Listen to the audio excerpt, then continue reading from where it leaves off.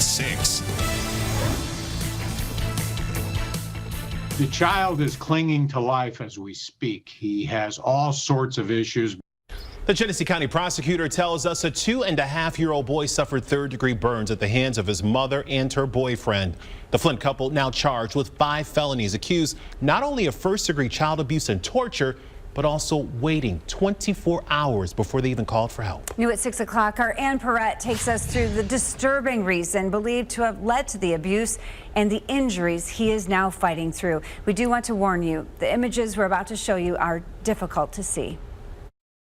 The Genesee County prosecutor says a 2.5-year-old Flint boy is clinging to life after suffering burns on half of his body over a potty training accident. If convicted, his mother and her boyfriend, believed responsible for this abuse, face up to life in prison. It is so severe. The pictures are just really, really distressing to look at.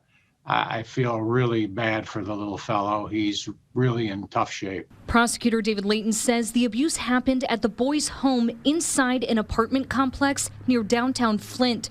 It's believed to have happened on Wednesday, February 3rd, but Leyton says the boy's mom, 27-year-old Kiana Pope, and her boyfriend, 24-year-old Kenyatta Gardner, agreed to not say anything. It wasn't until 24 hours later when they called police because Leyton says the toddler wasn't breathing. What we think happened is the child was having some issues with potty training, and I think that the mother and the boyfriend may have been upset about that, and they threw him in the bathtub, and the bathtub had scalding hot water. We do want to warn you, the images we're going to show you of what that abuse caused are disturbing. It's not clear how long the toddler was left in the scalding hot water, but it burned him on both sides of his body, from his stomach down to about his knees.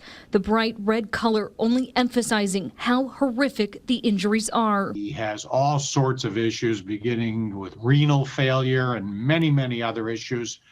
He's really not functioning. You know, I'm always baffled when I have these child abuse cases. Why would anybody want to deliberately hurt a child? I just don't understand it. I don't understand it in this case, and I don't understand it in any of the cases. Pope and Gardner are facing 5 felonies each, including first-degree child abuse, torture, and child abuse in the presence of another child, because the prosecutor says Pope's daughter, who's about 4 years old, was there at the time. In Flint, I'm Ann Perrette, ABC 12 News.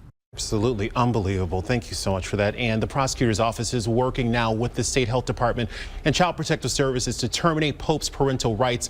Prosecutor Leyton says their biological father is in the area. It's possible he may take custody.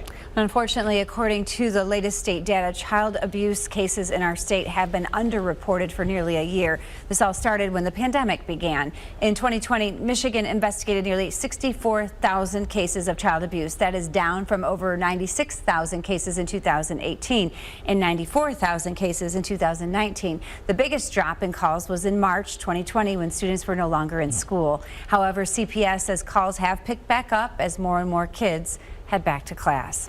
Now, if you suspect a child is being abused or neglected, or you're struggling to care for your own child, call the number on your screen. That will put you in touch with the state anytime, day or night. Just to the south of us in Oakland.